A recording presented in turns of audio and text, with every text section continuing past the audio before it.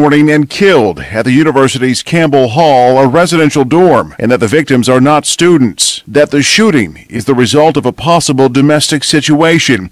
A suspect, described as a 19-year-old black male who's considered armed and dangerous, is now being sought, with a focus north of campus toward downtown Mount Pleasant, about 70 miles north of Lansing. Jeff Manasso, Fox News.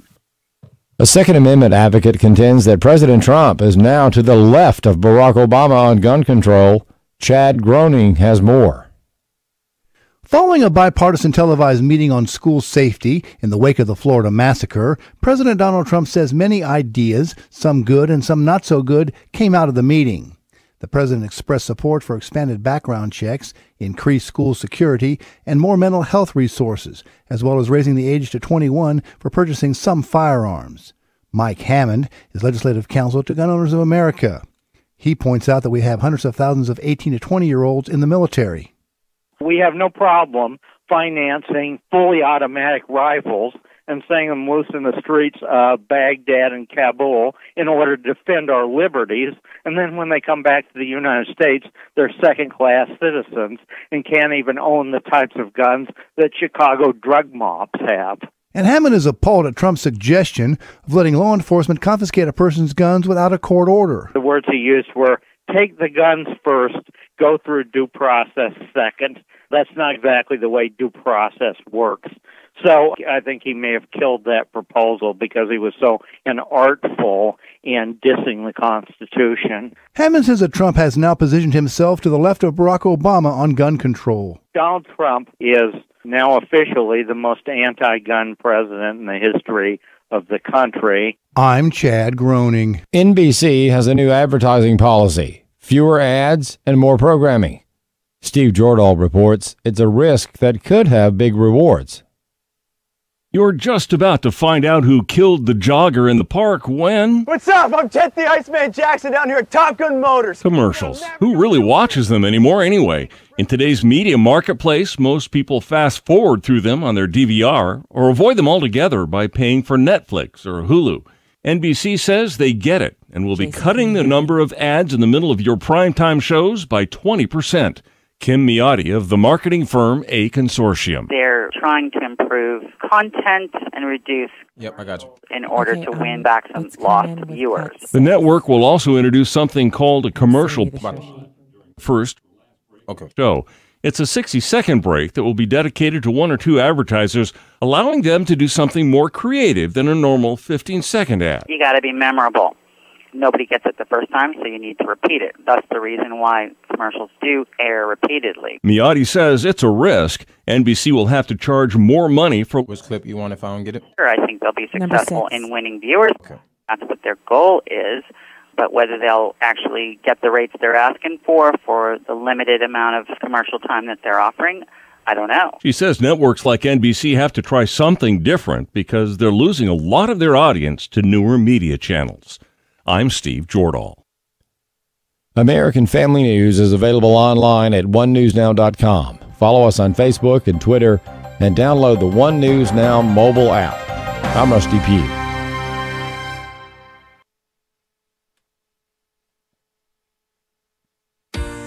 Victory McIntosh. Early will I seek thee, O Lord.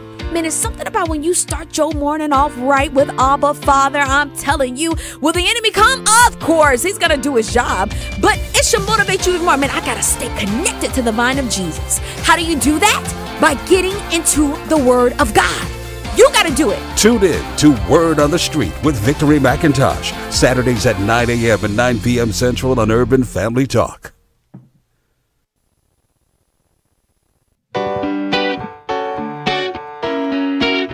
Welcome to Stacy on the Right with your host, Stacy Washington. Love is everlasting, love is only kind, love is always patient, love will blow your mind. We want to isolate Putin and Putinism, but we don't want to isolate the Russian For how long people. have the Russians tried to interfere in our election? Oh, going back into the 30s, 40s, 50s, they always had this idea that they could stir up trouble among disaffected Americans. It's just that the internet and social media makes it easier to do. And I just want to say one other thing. You know, Vladimir Putin is out there talking about his nuclear missiles. And and we should just say, look, first of all, nobody has ever said that American missile defenses could knock down thousands of Russian missiles. I told him that myself personally when I was Secretary of State.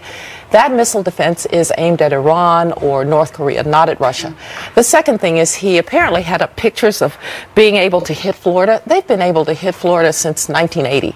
So sometimes he says really absurd things, and we just need to call him out. Well, now the president has a house in Florida. Yeah, so maybe that was the idea, right? Yes, welcome. It's Friday, y'all. I had the title of the show, It's Friday, y'all. God is good. That's how I'm feeling right now. Oh, I cannot wait. Tomorrow, apparently, none of our children have any activities, which means I'm going to actually get to sleep in and just be like a regular person for a few hours before I hit the weekend. Yes, I'll take it. Please. Again, yes, I'll take it. Welcome to the show, everybody. StacyOnTheRight.com is the website. Urban Family Talk and American Family or AFR.net. Those are the places you can find out about the program and the syndicators and what we do here, the ministries of American Family Radio and Urban Family Talk. And then the call lines are open, 866-963-2037. And I'm so happy to be with you. Happy to still be doing radio, even in spite of it all, everything that's going on. And there is so much going on. I'm so excited to share with you that I'm going to be a part of the DC Project, which is women who are interested in supporting the Second Amendment, headed out to DC and speaking to our legislators, one woman from every state in the union. So 50 of us will be converging upon DC later on this year. And I'll be reporting, as I always do, directly from the scene, letting you know what has happened, what's going on, everything that's important and fun and new and good and different, everything about it. And I'm really excited about it because it's a chance for me to interface with not only my state's legislators that I know, but the ones that I have not yet maybe ever met before. And oddly enough, there are a couple of them because we're talking about both sides of both houses of Congress that will be meeting with them and getting a chance to talk to them about supporting the Second Amendment. And it's more important than ever, especially here in the state of Missouri, where the gun grabbers and the gun controllers have really ramped up and started to make a concerted effort at mobilizing for the election. They can't mobilize around abortion. They can't mobilize around taxes. They can't mobilize around the race card. They can't mobilize around domestic safety or the homeland, terrorism. So now they're going to use the kids. Dead kids who are dead because of failures of government and failures of leftists in charge. I'm not sure if anybody's ever pointed it out. I think we have on this show that Broward County is run almost entirely by, that's right, leftist Democrats. So I also want to, before we get into the next bit of audio, what you were just listening to as we came into the program, let's first, who's on the program today? Ali Reza Jafarzadeh, who is the Deputy Director of the National Council of Resistance of Iran. He's been on before. He's going to come on and update us on what's going on there in the country and how they're working to get their own good government going, get out from under the heel of the mullahs. So he'll be coming on and talking to us. We're going to get into the discussion about President Trump saying that he, what exactly did he say? He said, we don't need to do the due process. We need to take the guns. And he's even asked Dianne Feinstein to add her gun grabbing legislation that never was able to pass. Even Democrats didn't really support it back in. And it's an assault weapons ban. So people are really feeling upset with President Trump right now, not understanding where he's going. I'm not feeling upset because, as we know, all of these things are just talk until they've been put into legislation. And then that legislation has to pass both houses of government, and then the president has to sign it into law. That's a long way off. This isn't something that's happening next week. So people who are emotionally driven are getting all excited about it, but it's not going to happen. So we'll have Ali Reza on during the second hour. You're free to call in and talk about any of these subjects, 866-963-2037. And so we are going to, what we were just listening to was, it's Condoleezza Rice, and she's talking about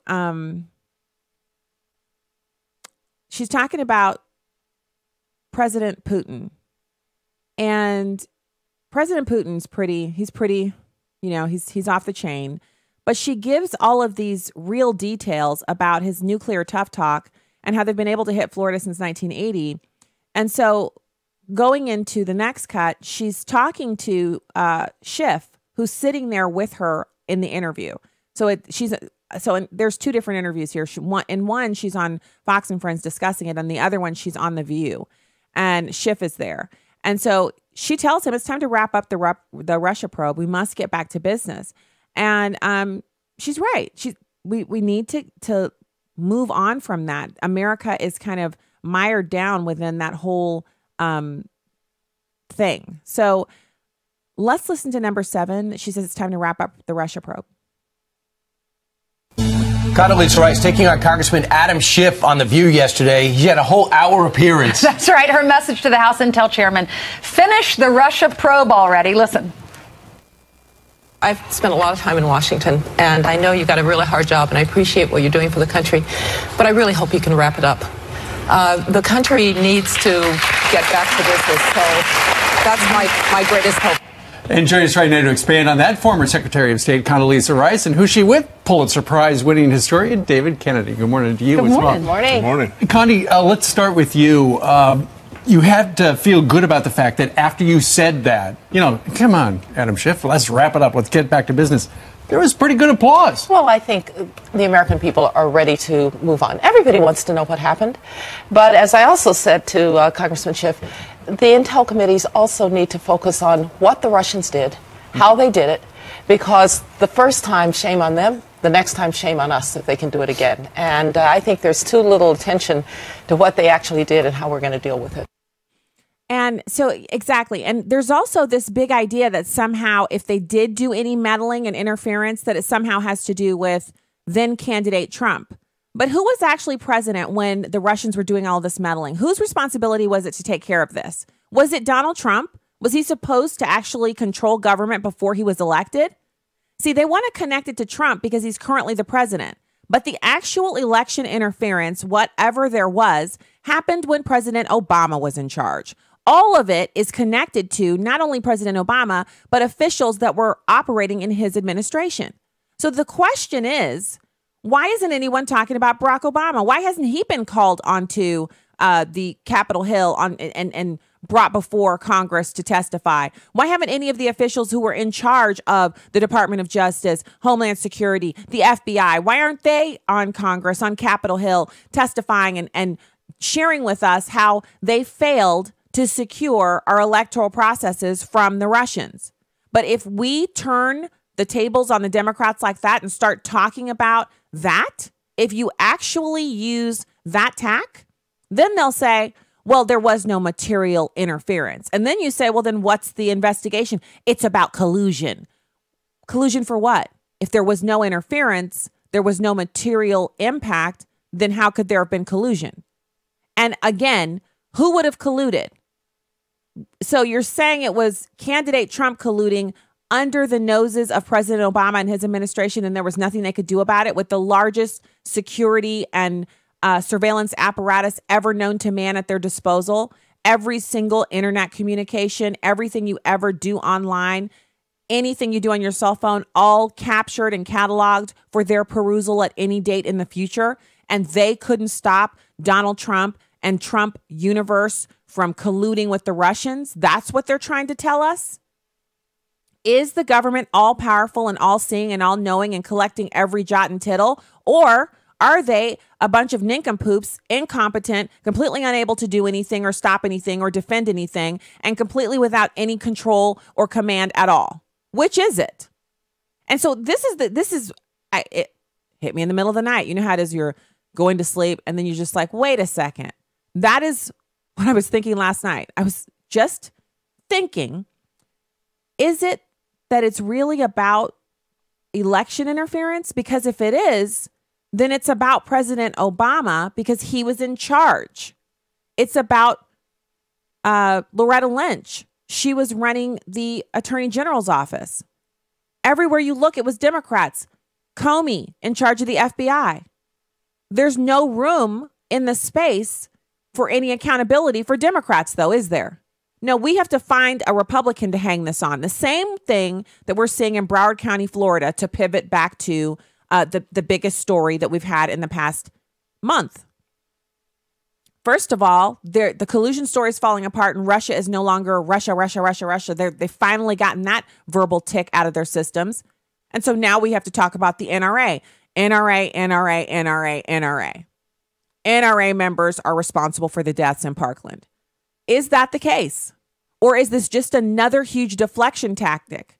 If the Russians were able to infiltrate our systems, it's Barack Obama and company's fault.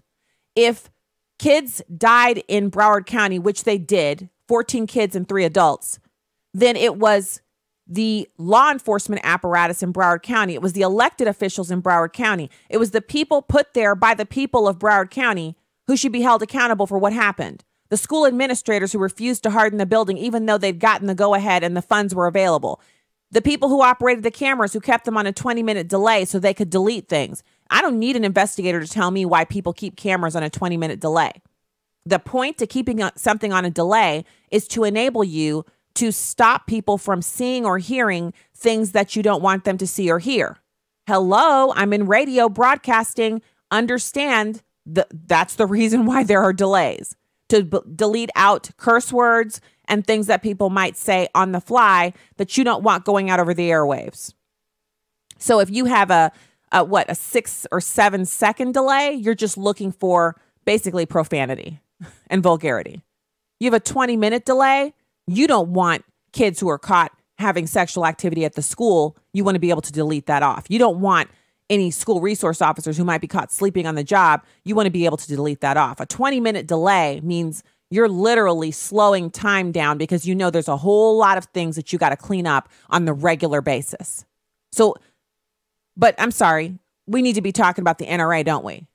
We need to mobilize Americans around the idea that 70 to 120 million people in this country are responsible for what happened in Broward County. Instead of saying it's Sheriff Israel, it's the police officers who showed up on the job but wouldn't go in and confront the shooter. It's the school teachers and administrators who refused to report Nicholas Cruz, who refused to keep.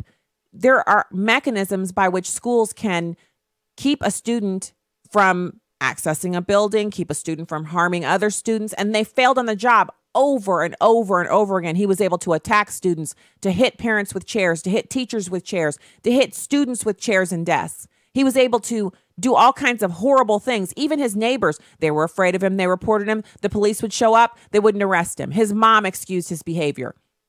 They worked in concert together to enable this man to later go back and kill people.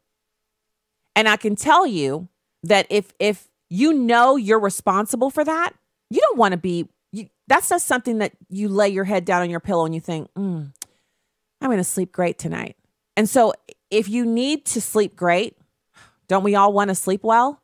So you're going to convince yourself and anyone who will listen that it's not your fault.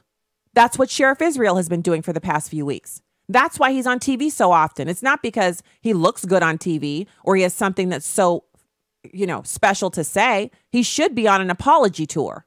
But instead of doing that, he's deflecting because if he's convinced himself it's not his fault.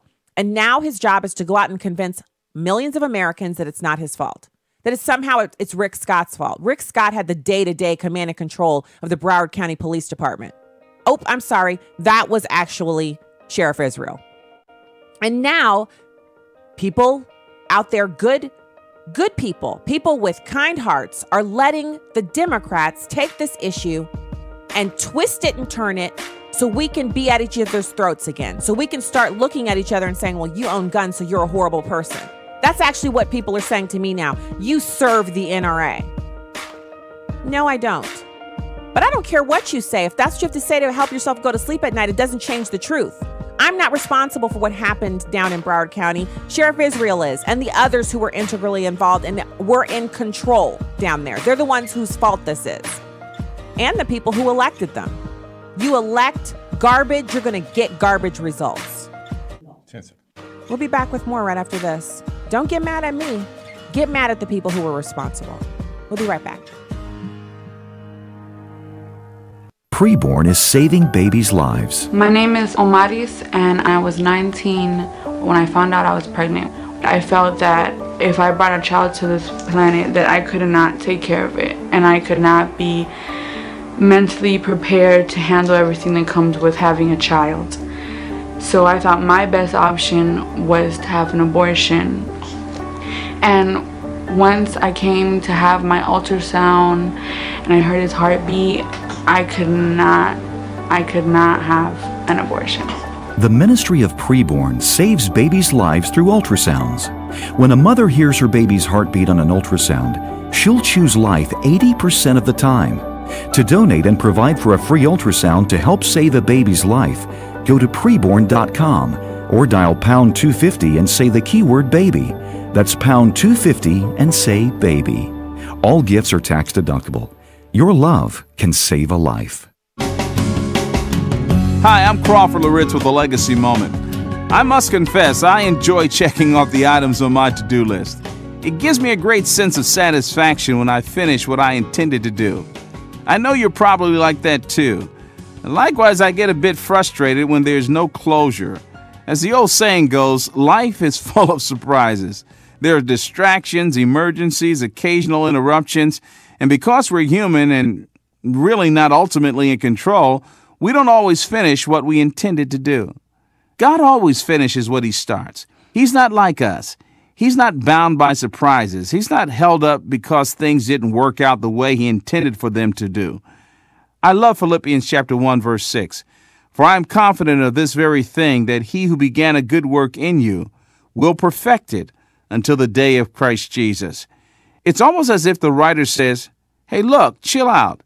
If God started this thing, He's responsible for it. It's not that you don't do your part, and it's not that you're not involved. But if God started it, He's going to see it through. The pressure is on God, and our confidence is in Him, being confident of this very thing. God's work endures. It is marked by His eternal purposes. There's nothing you can do to hinder it. There's nothing that you can do to stop it. There's nothing that you can do to interrupt it. If God starts it, it will endure until the day of Jesus Christ. He began it, He nurtures it, and He will bring it to completion. Well, here's what I want you to remember today. Pray about your assignment and make sure that it lines up with God's will. Then confidently pursue what He places on your heart to do. He will finish the job.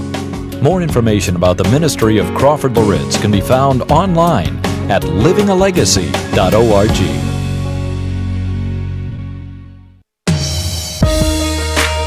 This is Stacy on the Right on Urban Family Talk.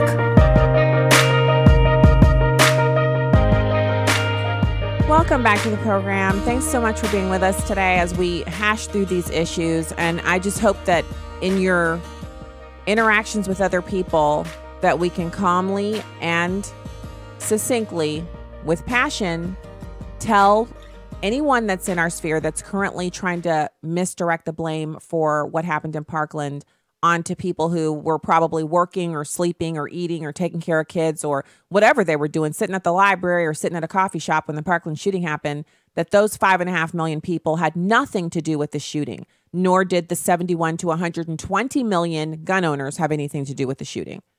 It's nothing to do with lobbying or legislation. It's nothing to do with age limits. It's nothing to do with gun ownership. It's everything to do with a mental health apparatus that is completely obliterated and Democrats who just refuse to take responsibility for when they failed on the job. Sheriff Israel should be fired, as should those police officers. They should not be retiring and collecting pensions or under investigation. They did not do their jobs. They should be let go and prosecuted for dereliction of duty or refusing to assist. There is such a thing as a Good Samaritan law where you see someone who's being killed, you have to step in, you have to intervene. These laws don't exist in every single state, but I'm pretty sure there's a federal statute that says you have a duty to help if you are a law enforcement officer. I mean, I don't understand this. I don't understand how we're still talking about the NRA. All right, right now I want to go to the phones. We have Marguerite from Massachusetts. Thank you so much for calling into the show today. Hi. Hi. I've been listening on Facebook, and they're hurting my ears. You're making too much sense. The cascading mistake that just kept happening regarding Nicholas Cruz, it was just one of those cascading mistakes, and every time it came down the path, it got a little more snow on it, and then it was a snowball, a big one, that launched itself into the school. And, you know, you talk about the vessel. Well, I think maybe that snowball of cascading mistakes might have had something to do with it, which you've discussed. Yeah, I feel terrible because so in any situation where there's a tragedy, and then they start investigating it and it comes out that there was some way that it could have been prevented, I always feel like, you know, that if I can feel regret over that from, you know, thousands of miles away or hundreds of miles away and in another state, you know, completely detached from the situation, but I feel some regret or remorse over the fact that something was missed, especially like the Pulse nightclub shooting where the guy was interviewed by the FBI twice. I felt real, like I was like, oh my gosh, how did the FBI miss this? Like, and so I thought about that, and that thought returned to me over and over again. It was like it was a part of my regret, even though I had nothing to do with it. So if you take that, Marguerite, like that feeling from the distance that so many millions of Americans have over what happened in Parkland, and the Democrats are using it, they're taking that feeling that we all have. Look at how many times the ball was dropped here, and you have described it perfectly.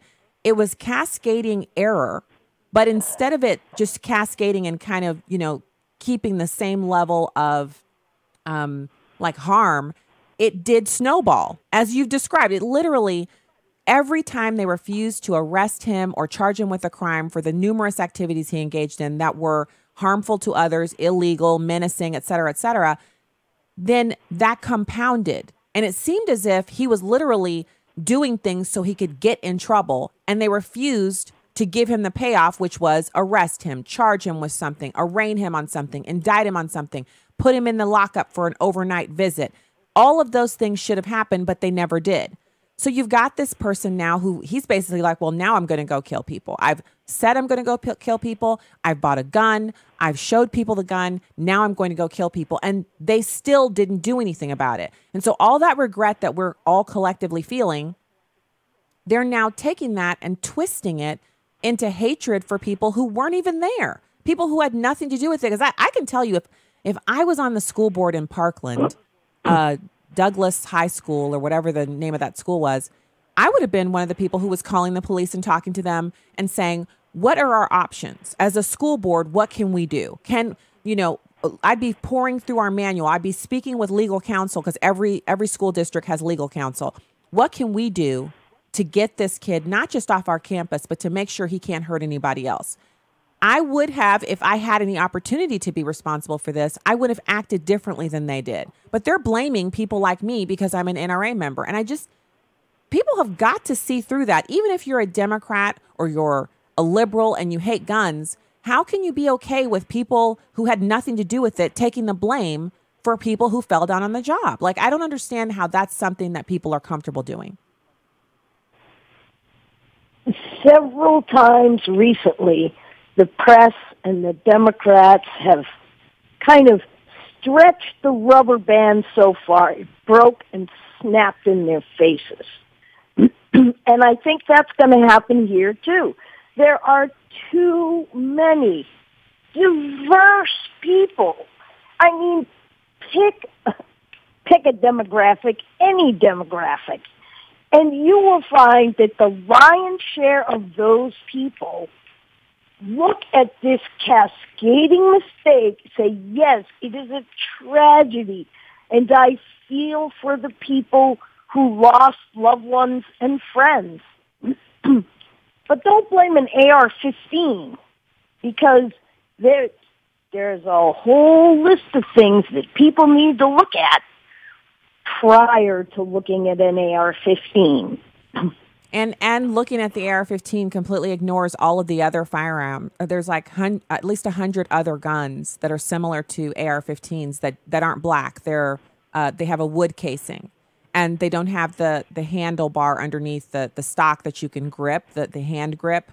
They don't have that, but they have the same lethality, Right, and they pistol take the grip. same ammunition. So, I mean, okay, ban AR-15s, raise the age limit. People are still going to be able to buy them. If you can't go to one of these, like they're hitting these major retailers, but there are like thousands of gun stores around the country where any person that they use the federal limit. The federal limit is 18.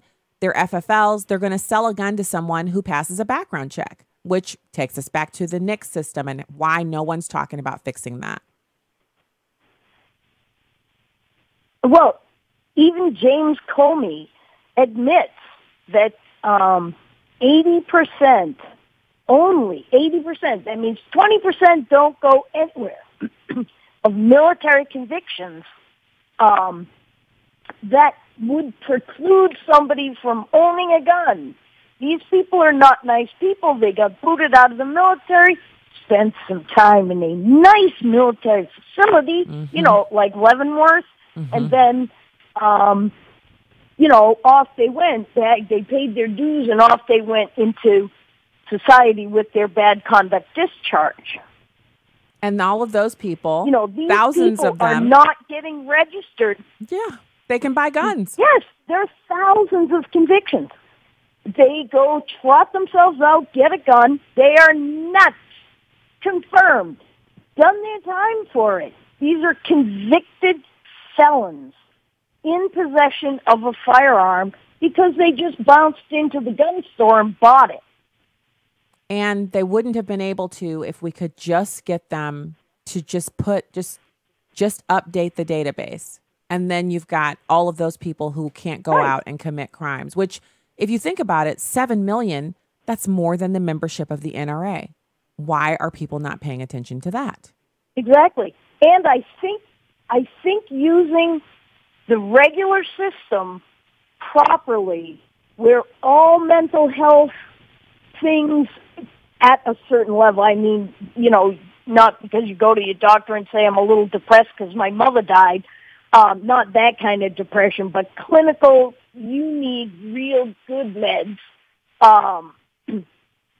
like this kid would have been caught in that NRA background, instant check, background check that the NRA proposes, which I think is a good idea if it's used properly. Which all of these things hinge on I think they would have using caught them Nicholas properly. Cruz in that. They would have. I believe they would have as well. And so, yeah, there are things we can do to change it. And so the big misconception out there is that NRA members and the NRA itself don't want to work on solutions for problems like what you just described. So not people who are feeling bad because they've had a normal life trauma that would warrant them feeling bad, but people who are really mentally ill. Because there's a huge difference between that. Everyone goes through periods where they are depressed or have low feelings. They don't then progress into criminality. But there are a group of people in this country who are mentally ill, who are prone to criminal behavior and a danger to themselves and others. And those people are running around among us because of, again, here we go, liberals didn't like the fact that mentally ill people were kept away from people who weren't mentally ill. They said they deserve to be mainstreamed and to be around people who aren't mentally ill. That was a fine feeling for them to have, but now we see in practice that was terrible. Yeah, the 80s. So it started the 70s, but it was really the 80s where they shut down so many of the mental institutions. And they basically said, you have to take care of your own mentally ill family member, even if you're ill-equipped, even if your family member is bigger than you are, stronger than you are, and really, really dangerous. You still have to take care of them. And so these people end up on the streets. They end up homeless. They comprise 30% of the homeless population is mentally ill people. I mean, it's just... all of these problems are worth discussing, which is why we're talking about the NRA. Right, which is really talking about why people need to be smart about their political choices, be informed. I'm not saying that I'm the harshest of harsh conservatives, but I'm certainly smart about, or well-informed. Whether I'm smart or not is a different conversation. But I'm well-informed about stuff that's going on. I think you're pretty smart. You definitely have a grip on what it is that the real problem is here. And I think, I understand. So people want to get enraged because they have that feeling. I honestly think there's, maybe a couple of different ways that people react to that feeling. You see the ball was dropped. You see people have died. You feel terrible about it. A lot of people sit back and they say, okay, what is the real situation? And they read and they find out the information. They're like, oh my goodness. So this problem was really a Broward County thing. It was really a school district and FBI and police department problem. It was a parenting problem. It was all of those things working together that brought us this problem, that brought this event, this tragic event to us. Other people immediately just snap to, who can I blame? Who's at fault here? And it's really fun and easy to just pick a big boogeyman. Ooh, the NRA, they spend money on politicians and they always advocate for more guns, not less, et cetera, et cetera. And I don't like their spokespeople, so they're the ones who are to blame for this. That in and of itself sounds almost like either a mental deficiency or some kind of a psychosis where you just pick a random target and then they're the ones who are responsible for something, even if they had nothing to do with it. It's just, I don't even understand it. Like, I can't understand when I'm listening to these people talk. I can't understand. They sound deranged to me, that they think that any new laws would change what happened a couple of weeks ago. I think with this instance, the rubber band broke on their stretch to blame the gun on this tragedy. And it was a tragedy. And again, I feel for these people. However, pointing the finger at the NRA saying Wayne LaPierre is to blame for this is, you broke the rubber band and now nobody is taking you seriously. Mm-hmm. True enough. Well, thank you so much for calling in today. I really enjoy speaking with our listeners and Facebook viewers. Thank you for calling. And I hope that we get to talk again soon, and have a great weekend. Thank you, and you too. All right. It's always nice to speak to someone who's listening on one of our platforms and getting a chance to engage with the show that way. So we're really lucky to have Marguerite listening on the program, and all of you. And so we're getting close to the end of this segment. And I did mention, I do want to go over this. If you want the details, true 100% details, I just posted it on Facebook. I got it in my email because I'm on the email list for, media. They have a recall. The Kansas City Baking Company has recalled ready-to-eat meat products because they were produced without benefit of inspection. So it doesn't actually assert that there's anything wrong like listeria or salmonella or anything like that, but they're saying they did not have inspections. They actually have a list of all of the different packages of food, and they're specifically talking about, it's kind of like a breakfast, it's a breakfast suite of items. So bacon breakfast burritos, sausage breakfast burritos, chorizo breakfast burritos, bacon quiche pie, sausage quiche pie, chorizo sausage, bacon, and ham quiche pies, ham and Parmesan croissants. These items were all produced on various dates from February of 2017 to February 27th of 2018. Now, so this recall covers a whole year's worth of these products. I guess if you've already eaten them and you've not gotten sick, then, what are you going to do? Just keep on rolling. The list that I just posted on Facebook has a bunch of the different kinds of wrappings that they were contained in. So you can just check your freezer and see if anything's in there, and then use your own best judgment as to whether or not you want to eat them or just pitch them and get something to replace them. But it's a recall, and I believe they have, there's a couple of links in here and a phone number that you can call. And so I think when it's a recall, you can take it back to the store and they'll exchange it for you with a fresh item, or they'll give you money back even if you don't have the receipt. So check it out on Facebook. It's a recall of breakfast food items that I just got in my email box right before the show started, and I wanted to share it with you to make sure people were aware, just in case you have these in your freezer. All right, that's the music. When we get back, we will have more Stacy on the Right. We're going to listen to some audio of Ben Sass. He's in a rage about these tariffs that the president has proposed, so we'll listen to his side of things when we get back on Stacy on the Right on Urban Family Talk and American Family Radio. Stay there.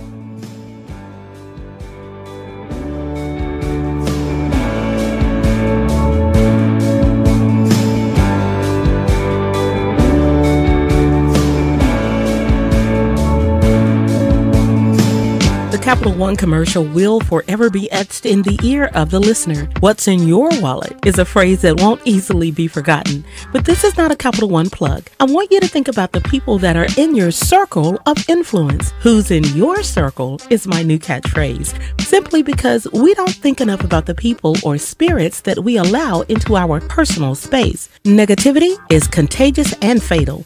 Misery loves company, and it's fatal to your hopes and dreams. I think we all know someone who, no matter what good has happened, always has something negative to say. Ugh, that really bothers me. That bad attitude and that pessimistic spirit will only cause you to do the same. There's no room for doubt, especially if you're believing God to bring that vision to fruition. Now, this is not a license for you to be mean. It is, however, a license for you to assess who's in your circle and make the necessary adjustments. With a heart for the urban family, I'm today's urban woman, Tony Johnson. Connect with us at urbanfamilytalk.com. Abraham Hamilton III. God put us in this world at this time to be salt and light. We don't fold because of the darkness that we're facing. This is not the first time in the world's history that it's gotten dark.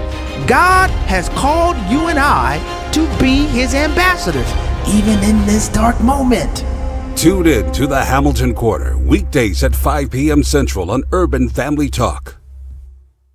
Chris Brooks.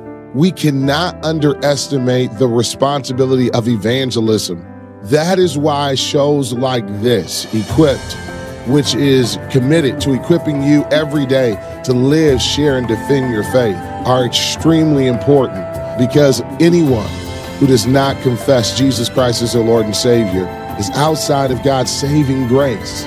Equipped, weekdays at noon Central on Urban Family Talk. In September of last year, you and I were glued to our TV sets as we watched Hurricane Harvey wreak havoc in Texas. Many communities suffered great damage. In fact, almost 400,000 families had their homes flooded. 80% of them no insurance, nowhere to turn. That's where you and I get a chance to be the hands and feet of Jesus. 8 Days of Hope, we've been around for 12 years, but God has called us to bring the largest group of volunteers ever to Southeast Houston. So we're going to do a back-to-back trip. 8 Days of Hope 14 and 8 Days of Hope 15, literally back-to-back. You're going to get a chance to serve with thousands of people from all over the world. We're looking for skilled professionals, people who know how to work with their hands, and maybe they do this for a living. We're also looking for people that are less skilled, but are still looking to be a part of something way bigger than just themselves. You don't have to come for all 2 weeks. You can come for as little as 3 days. We provide the food and lodging, and it's free. Go to 8daysofhope.com for more information. 8daysofhope.com. 8daysofhope.com. This is Stacy on the Right on Urban Family Talk. Nebraska Senator Ben Sass has some serious problems about what the president has been saying. He joins us live tonight. Senator, thanks for being here. Good to be here. Let's start about steel and aluminum. You have a real problem with what the president announced today. Why? Trade is great for America. Trade is great for American families, and no trade war has ever worked. We don't want to make America 1930 again, and the forgotten men and women of America don't want to be drafted into a trade war. It doesn't work. Trade creates jobs. All the data shows that, and trade lowers prices for American families. Trade wars do the opposite. Your statement was read to Sarah Sanders today. Here's what she said, and then listen to the trade representative, Lighthizer.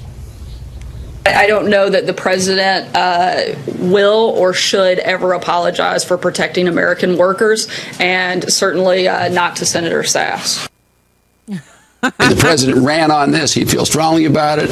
When I talk to him, it's workers, ranchers, farmers. That's it. It's wages and it's jobs. The president's objective is we have to get more jobs back to America. We have to reduce the deficit, and that will ultimately put pressure on wages.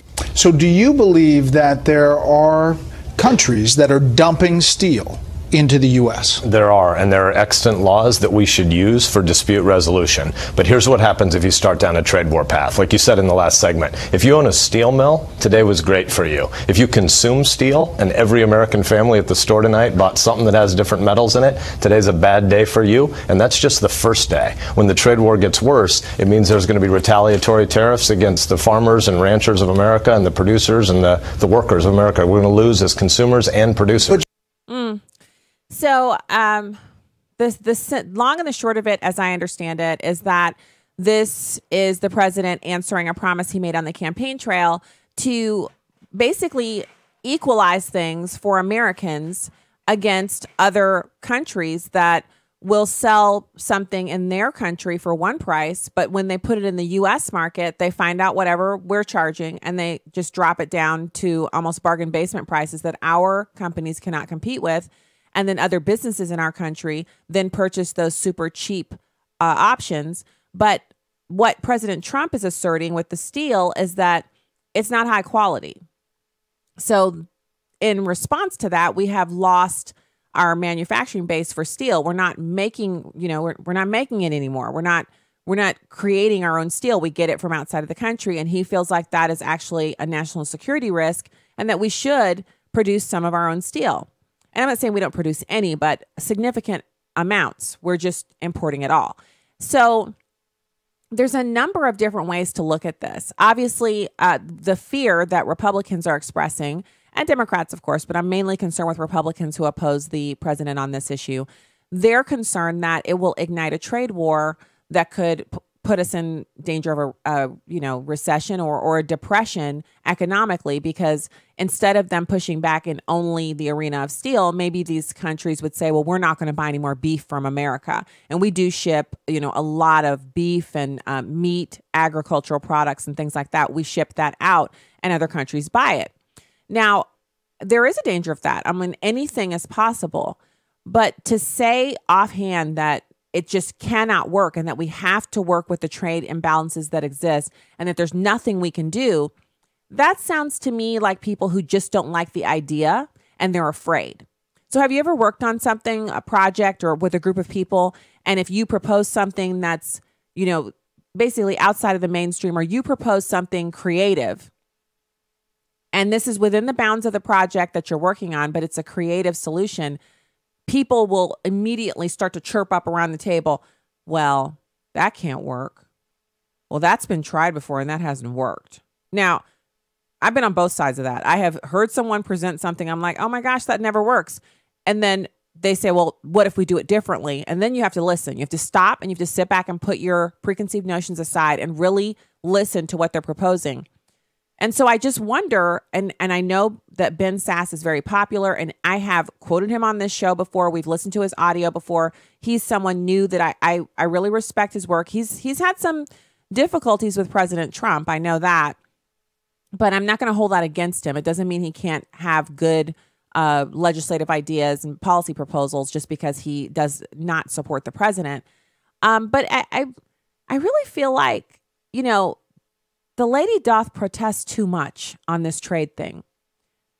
In what world would we accept as Americans, with our production capacity and our GDP and all the different things that we have going on in this country, our assets, that we have to maintain trade imbalances with foreign countries, because if we don't, they'll destroy our economy?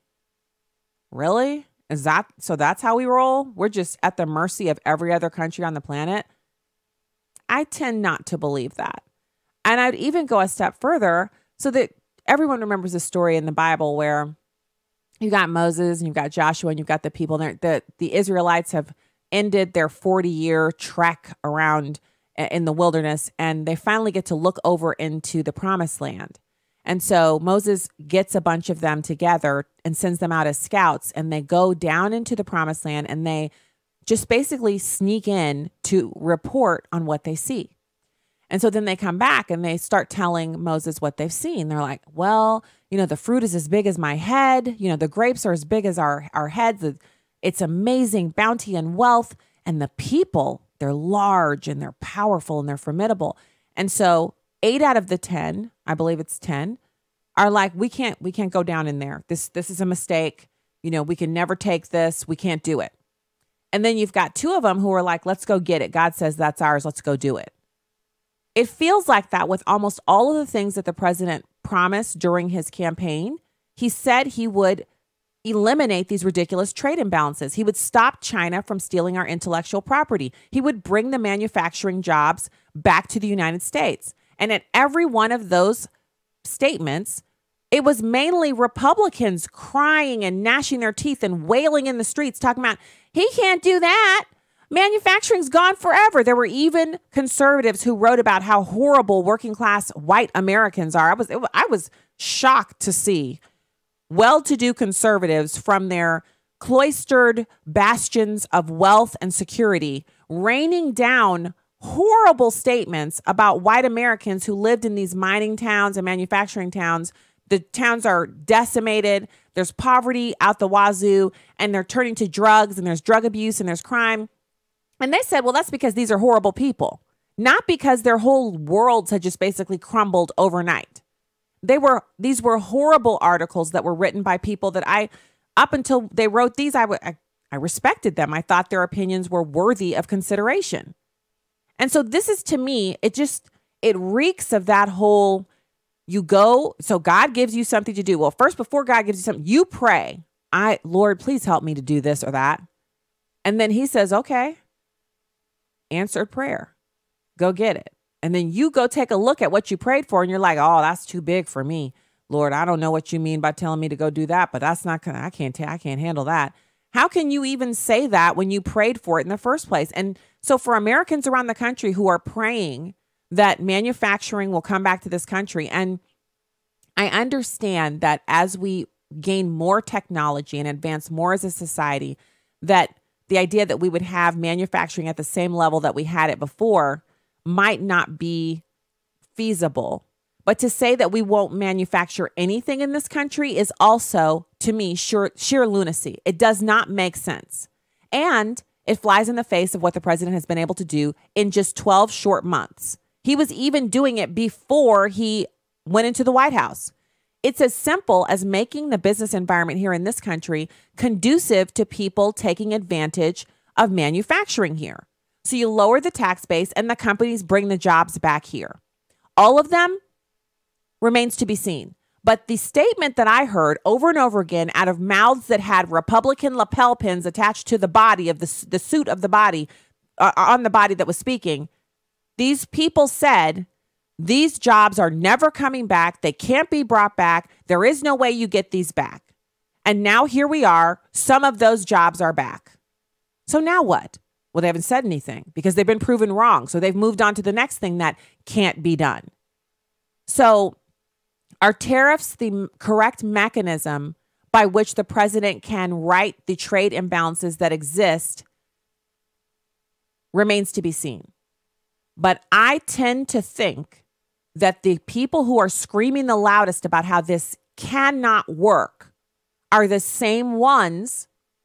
The YouTube video is forever. We can go back and find it. They're the ones who said that the jobs couldn't be brought back, that the tax rate couldn't be lowered. They've said all this stuff couldn't be done. So which is it? It couldn't be done, or they couldn't do it? Oh, no. Now we're tiptoeing into some territory. Is it that we can't bring manufacturing jobs back, or is it that elected Republicans couldn't do it? And it took a business guy to say, my one point on this tax reform bill is that we're going to lower the business tax to 20%. And he got it down to 21%, which is 100% win. That's a win. So you know how this is.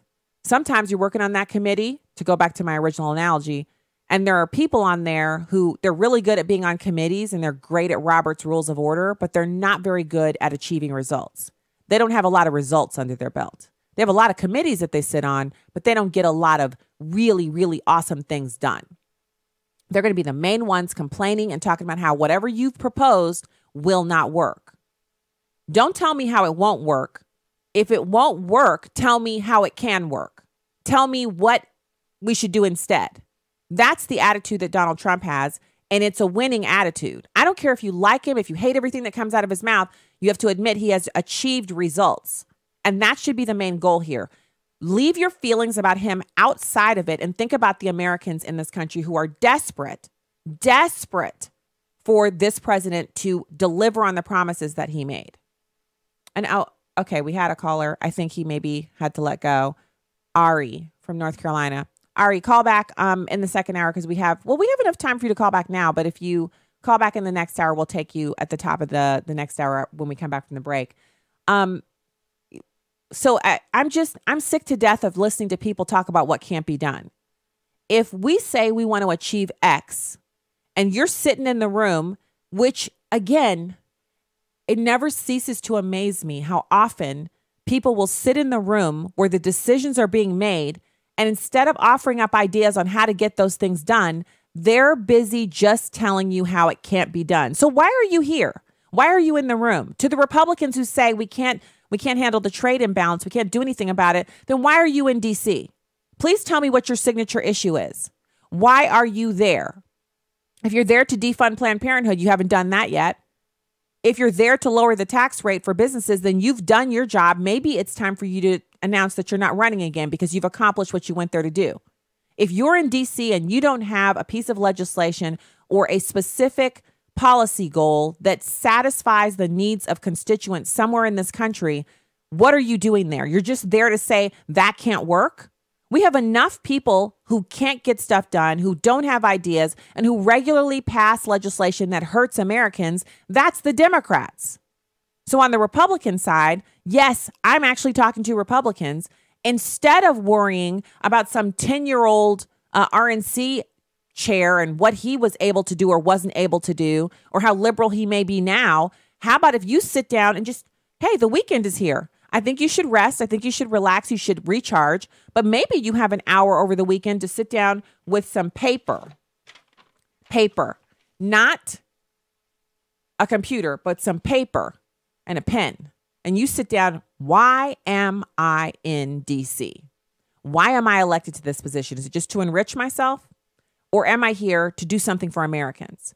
Or instead of rethinking your whole position, how about if you just say, I don't like President Trump's idea about the tariffs, but I do think there is a way we could rectify the trade imbalance. And it is through, because I don't pretend to know what the answer is, but I do know I'm tired of hearing people say what we can't do. You know, we have this thing going on at our house where the contractors come over and we'll have something we're working on, like a bathroom or something. We're remodeling it, or we're doing something like moving a wall, and we'll have people come over, and it never ceases to happen. Every time we get quotes for something here at this house, the people will come over, and one or two of them, because I always try to get 3 quotes, sometimes we'll get a bunch. They'll come in and they'll say, ooh, this is going to be really difficult to take care of because normally you have X, but in your house you have Y, and that's going to make this job really hard to do. And so they're basically going through and telling you everything that's different or wrong about your house. So I used to stand there and listen to it. But after you've done some remodeling for a while, you kind of get impatient. You want someone to come over and say, look, this is going to cost this. That's all I care about is how long it's going to take and how much it's going to cost. And so now what I say is, oh, I'm sorry, you can't do this. This is too hard for you. And they'll usually say, no, I'm not saying I can't do it. And I'm like, well, then don't tell me how hard it's going to be. Tell me how long it will take and how much it will cost and whether or not you have time in your schedule to do it. I've actually walked to my front door and opened it and said, thank you so much for coming, because people are standing there in my house complaining about how hard it's going to be to do a job. And then right after that, someone else comes in and gives me a bid, comes in and does the work, gets paid, and goes on their merry way. The first person who did all the complaining, they're off somewhere at someone else's house complaining.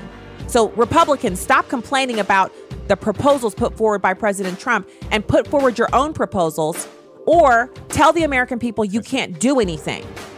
But stop complaining and naysaying everything that comes out of the White House. We'll be back with Hour 2 right after this. Urban Family Talk. Urban Family Talk. Secular progressives in the United States have worked to alter the very nature of our republic. For the progressives, there are no longer any God-given natural rights. AFA Executive Vice President Ed Vitagliano helps you understand the progressive threat to the American Republic. Get your copy of this powerful DVD from the AFA Cultural Institute at afastore.net. Truth, wisdom, empowerment. Urban Family Talk, a ministry of the American Family Association. American Family News, I'm Rusty Pugh. President Trump announced new tariffs on steel and aluminum, which are meant to help the American worker. John Decker has more.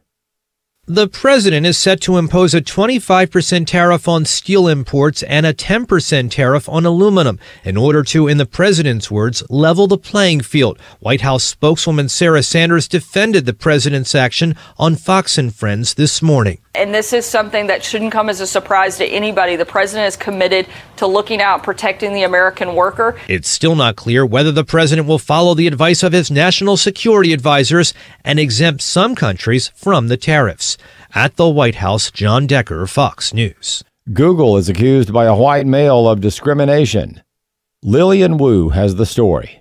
A former employees filed a civil lawsuit saying YouTube last year stopped hiring white and Asian males for technical positions because they didn't help improve diversity. According to the Wall Street Journal, a white male who worked at Google for 9 years alleges its YouTube division set quotas for hiring minorities. In his suit, Arnie Wilberg claims recruiters were told to cancel interviews with applicants who weren't female, black, or Hispanic, and retaliated, firing him when he complained. Google says it will vigorously defend itself. Lillian Wu, Fox News. Conservatives on college campuses are about to get some muscle. A new organization has pledged to come to their defense when their First Amendment rights are under fire. More from Steve Jordahl. It's becoming an all too familiar theme. A conservative speaker is invited to talk on a college campus, and this follows.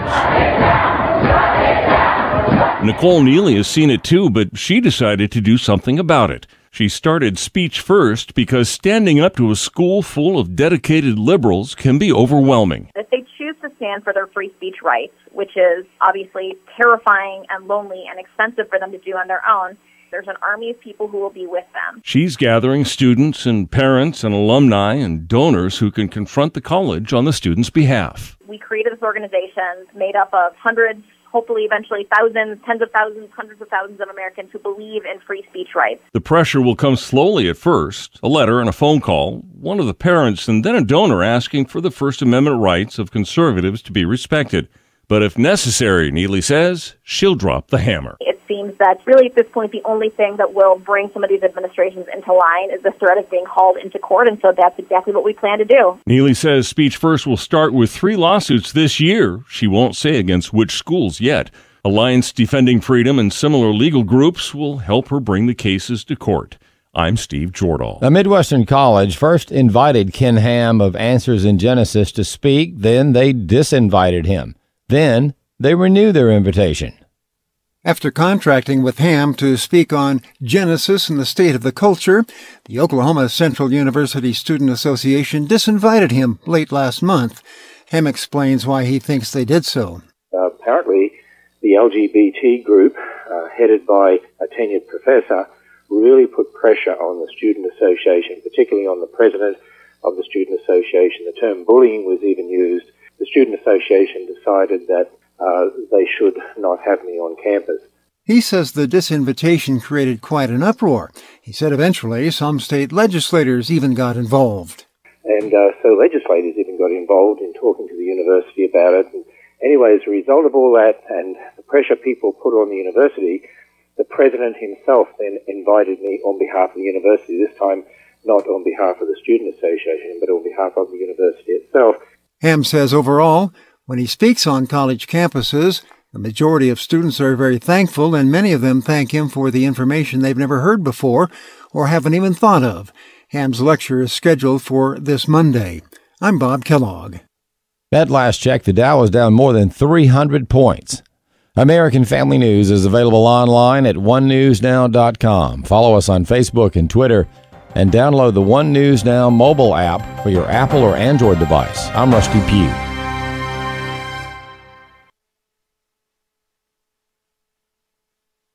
Is God calling you to pursue theological graduate education? What's keeping you from taking the first step? Is it time? What if you could choose from flexible class options? Is it money? What if competitively priced seminary offered academic scholarships? Do you think you're alone? What if your classmates were just like you, balancing careers and families with seminary? Hello, I'm Dr. John Nyhoff, president of Wesley Biblical Seminary in Jackson, Mississippi. Take the first step. Visit wbs.edu.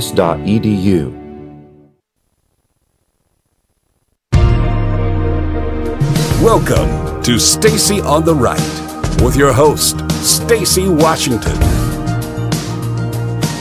Few of America's finest are trying to put an end to a practice most people find despicable. Some call it pay to slay. The practice of Palestinians rewarding terrorists and their families for murdering Jews, Americans, and others.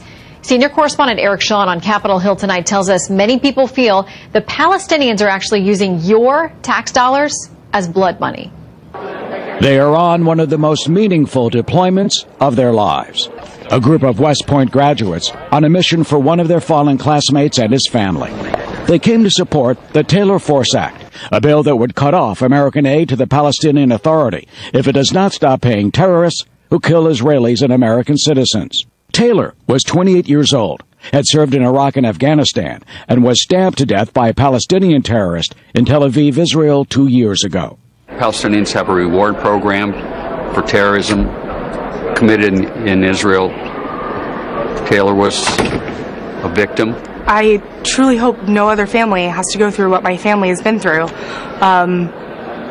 and that people aren't rewarded for killing others. The bill would cut off roughly $300 million a year in American aid, about the same amount the Palestinian Authority says it gives to its Martyrs Fund, money that helps convicted killers and their families.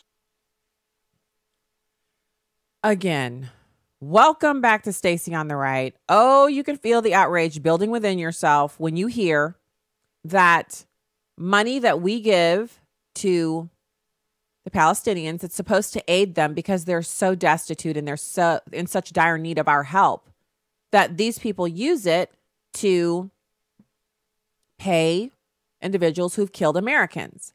So you heard the lead up to this. Family and friends of Taylor Force, a Westport graduate who was killed by a Palestinian terrorist in 2016. So we're not talking about old stories here from 20 years ago where Palestinians have killed Americans. We're talking about 2016.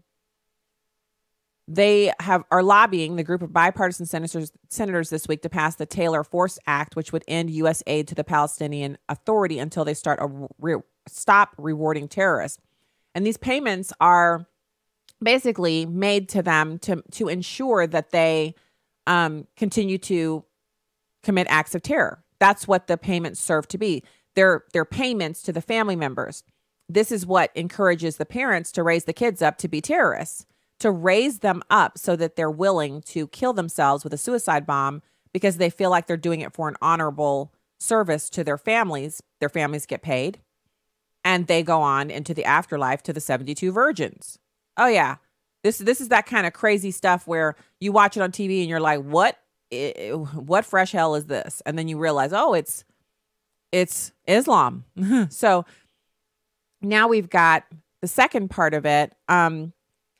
So you know Mahmoud Abbas is he's in charge of the Palestinians, and he says he doesn't even hide the fact that he knows that this is going on and that this is the result. And he says, we're not doing anything about this. We're going to continue to pay these people to do this because that's what they're supposed to do. So listen to this man, this crazy man in clip 3.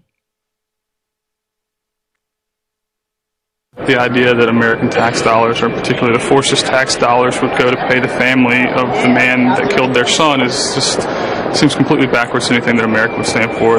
The White House has recently been ratcheting up the pressure on the Palestinians by moving the U.S. Embassy to Jerusalem this spring and cutting off some aid. Some have cautioned cutting the payments could undermine the Palestinian Authority's standing, and President Mahmoud Abbas has vowed they will continue. The Americans are always telling us that we must stop paying salaries to the families of martyrs and prisoners. We categorically reject this demand. Good to see you again, sir. Yes, sir. Some of the more than half-dozen senators from both sides of the aisle who met with Force's family and friends have said they support the bill, but were not ready to go on the record. Others had no such reluctance. How do you explain to any American that your taxpayer dollars are going to fund terrorists who are murdering Americans? It's indefensible. We want to put an end to that, and that's why we've led the effort to create the Taylor Force Act. I think it's going to become law soon. Democratic Minority Leader Senator Chuck Schumer, a co-sponsor of the bill, says no Democrat will stop it. The White House says if the legislation does reach President Trump's desk, he will sign the Taylor Force Act into law. And so this is important to get done because the family members say, as you heard, their family member Taylor would not have died in vain if we're able to do this, because there are other Americans who've been killed whose family members suffer in silence, and knowing that their taxpayer dollars go to reward the people who killed their family member. And so, again, when we're talking about the collective psyche of Americans, all of this is going on at the same time. So we see certain deaths of Americans elevated to national emergencies, like those who are killed by guns. People who, they're not killed by guns, they're killed by people who use the guns as the tool to kill them. People whose family members have been killed in this way seem to enjoy a special status due to the Democrats. And it is a tragedy that they've lost their lives. It's a tragedy that this has occurred, but it is also, they're being used. They're being turned into tools themselves. The grief and suffering that they're experiencing is being used as a tool by the Democrats to manipulate millions of other Americans and to mobilize their voter base. And make no mistake about it, all of these actions are being taken together. They're not independent of each other, and they're being taken so that the Democrats can try to maintain or even gain more control in Congress in the fall, because they want to impeach President Trump. So all of these actions work together. The using of people and their grief and their sorrow to advance a political agenda. It's disgusting. It's sickening. It tears at the psyche of America that this is what's going on. And for those that are being used unwittingly or wittingly, they're contributing to this. So you got this kid. He's killed by a Palestinian terrorist. The Taylor Force Act has actually already passed the House, but the Senate hasn't taken it up. Democrats put a hold on the bill over concerns over its language. $350 million in 2017 alone to terrorists and the families of those who died committing acts of terrorism against Israeli and American citizens. And they don't even have the wherewithal to try to hide it. They're just like, yeah, this is what we do with your money. You give us the money and we give it to terrorists so they can kill you. Next subject. No, we won't stop doing it. Next subject. I mean, that's some that's some backbone right there, to get up in your face and demand the money at the UN and talk trash about Israel and the United States while you're there, but still collect those checks and then distribute the money that you collect to the people who are killing the citizens of the place where you got the check. Can you get your mind wrapped around that for a second? I can't believe this is the reality that we exist in, and that every American, regardless of political party, isn't just rising up in anger and saying, this has got to stop. So just in case you think terrorism and treating people differently because of their political ideas is something that is just going on in the Middle East, do you remember, this was almost 2 weeks ago, one of the Trump sons, so it's Donald Trump Jr., his wife opened a letter at their home. His sister-in-law was there, so his brother's wife was there, and they had some of the children were there. She opened the letter and there was powder in it, and they had to be taken to the hospital. So yesterday, law enforcement officials arrested a man accused of making a letter filled with white powder and sending it to Don Jr.'s home. They've charged 24-year-old Daniel Friziello of Beverly, Massachusetts, with multiple federal charges, including 5 counts of mailing threats to injure the person of another and 5 counts of false information and hoaxes, because 5 people were present in the room when the letter was opened up. Friziello also sent 4 other bizarre letters mailed to a California prosecutor, a law professor, a senator, and actor Antonio Sabato Jr., who, don't forget, he's running for Congress. He's an actor. He's someone that should be a liberal because he's of Latin descent, and his family he's from a family of immigrants, but he's running as a conservative because they came here legally. They were not here as illegal aliens, and so they don't they're not parsing their words about it. And so, of course, he's a target of the left. So this guy, Frisiello, was caught after investigators traced the unsigned letters to him after he also ordered what's known as a glitter bomb for one of the recipients using his own name. And this is according to NBC News. Now, remember, the glitter bombs are where homosexuals, people who are a part of the LGBT movement, they'll have a glitter bomb thrown at you and glitter explodes all over you. Mainly they throw it at your face, explodes in your face, gets in your eyes and your mouth and your nose, gets all over your clothes. And it's supposed to be their way of punishing you with beautiful glitter for holding views that respect traditional marriage and high social morals. So he sent one of those and he left his own name instead of hiding who he was. And they were able to use that information to connect him to the other letters that were filled with powder. Records released by the Rebels' John Cardillo, which were reviewed by the Daily Wire, appear to show that Frisiello had donated to a Democratic activist group that is tied to the Massachusetts Democratic Senator Elizabeth Warren. Are you surprised by this? Are you sitting back and you're like, whoa, Stacy, let me put my coffee down. What? No, you're not. You're not surprised at all. Investigators also found a Facebook account apparently belonging to Frisiello. He allegedly posted a news clip about the white powder envelope sent to Trump Jr. on February 12th. A review of that Facebook account, identified by Heavy.com, appears to show that Frisiello has far-left leanings as he belonged to numerous anti-Trump resistance pages and anti-conservative pages. And so his response to disagreeing with the president is to send white powder in an envelope to Don Jr.'s home so that the children and the wife can be negatively impacted, instead of just simply opposing this guy, opposing President Trump in the normal means. Because remember, we all have access to our civic processes by which to resist, as they like to say now, or oppose someone politically. And you can really be very impactful in doing that. So what I would ask of everyone who's listening to the show, who especially all of the ones who are listening and watching the show who are of the praying mindset, please don't forget to pray about these situations for the safety of our elected officials, Democrats and Republicans, and for the Trump administration, all the people that are working there, including the president, that they would all be safe and free from harm, and that we would be together, that our hearts could be knitted together in love, and that we wouldn't be opposing each other as if we're in a war. And I understand why people term it, a lot of people have said we're in a war for the very, soul of this country. And it is a conflict that we're engaging in where we have two opposing ideologies. We used to just fight about how things got done. When President Kennedy was in charge, the Democrats were pro-life, just like the Republicans.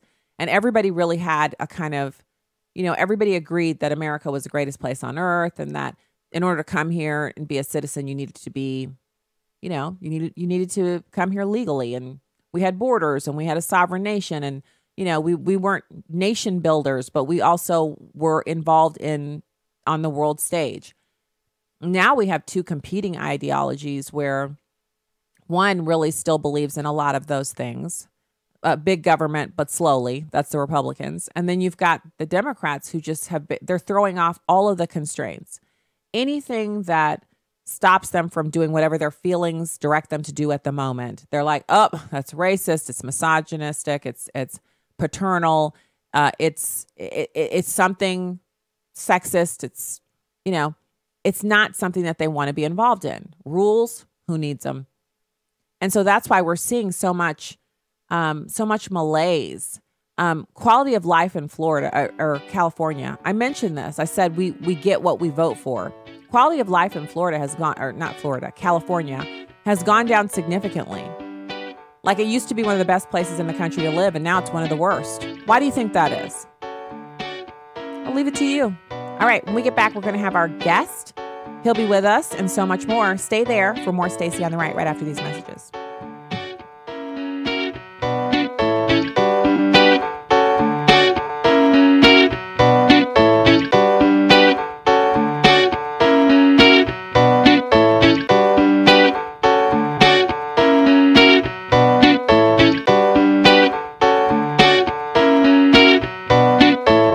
my name's Brant. You ever make a change and then wonder, why didn't I do this a long time ago? That's what's happening for thousands of people with regard to their health care. They're joining Medishare, and then they're wondering, why didn't I already do this? For most members, it costs less than half what they were paying for their old health plan. There's a huge provider network, too. You can customize your plan, and this is awesome. Medishare members can go online with a doctor 24/7. So if you need a prescription for the flu or something, it's so convenient for you and your family. So yeah, this is one of those why did I wait on this things. And if you don't love your current health plan, you're not stuck with it. You can join Medishare anytime. By the way, to give you an idea, the typical savings for a family, about $500 a month. It just makes so much sense. Check it out. They're super easy to talk to. Call 855-PSALM-23. That's 855-PSALM-23. 855-PSALM-23. This is Viewpoints with Kirby Anderson. You know, the news over the last year has been about the surveillance of the Trump campaign and administration. But there is another more personal issue. How much surveillance has the federal government done of your life? John Whitehead of the Rutherford Institute was on my radio program recently to talk about the threat we all face from government and business surveillance. We began by quoting from the Supreme Court Justice William O. Douglas. In a case back in 1966, he warned, "We are rapidly entering the age of no privacy, where everyone is open to surveillance at all times, where there are no secrets from government." How right he was. The government has become expert in finding ways to sidestep what is considered inconvenient laws aimed at ensuring accountability. For example, the National Security Agency has been diverting internet traffic overseas. This helps them bypass Fourth Amendment and other constitutional protections and allows them to conduct unrestrained data collection on each of us. I asked John Whitehead about the stories of the government hacking into Google and Yahoo data centers. He responded that they really don't have to do that since these entities and others willingly turn over such data. He estimates that on any given day, the average American is monitored, surveilled, tracked, and spied upon in more than 20 different ways. We also talked about the recent column by John Cass, who wondered whatever happened to liberals concerned about civil liberties and government surveillance of American citizens. He concluded that since it was happening to Trump officials, those who used to be concerned about such issues now turn a blind eye to it all. We shouldn't ignore what is happening, and that's why I've written a point of view booklet on surveillance and privacy to warn citizens about what is happening. I'm Kirby Anderson, and that's my point of view. For more information about issues covered on Viewpoints, visit pointofview.net. Pointofview.net. Welcome back to Stacy on the Right on Urban Family Talk. Hello. At Stacy on the Right on Twitter and Instagram. StacyOnTheRight.com is the website where you can subscribe to the weekly newsletter. So you only get one email a week. If you want to check in on what's getting posted over there on a daily basis, you just have to type it into your search engine. Yeah. Or hit StacyOnTheRight.com. So right now it's my pleasure to welcome a frequent guest of the program. He's here to update us on what's going on the Iran could soon be spying on smartphones worldwide. It's Alireza Jafarzadeh, who is the Deputy Director of the National Council of Resistance of Iran. Alireza, thank you so much for coming on today. Thank you so much, Stacy. This is very nice to be on your show. Always a pleasure to be with you. Yeah, I'm interested in this report that you're bringing to us about Iran being able to spy on smartphones. We just heard coming in from the break on the news bit there that Americans are already surveilled like 20 different ways every day, and no one's concerned about it, no one's thinking about it, no one's reporting on it. So what exactly are the Iranians planning on doing? Well, it's interesting that you said, there's a lot of surveillance going on around the world with, different parties. But the one party we definitely don't want to be surveilled upon by is the Iranian regime and the Revolutionary Guards, the IRGC. This is the force, the military force run by the supreme leader in Iran. This is the military force that was behind a whole host of terrorist activities in the region.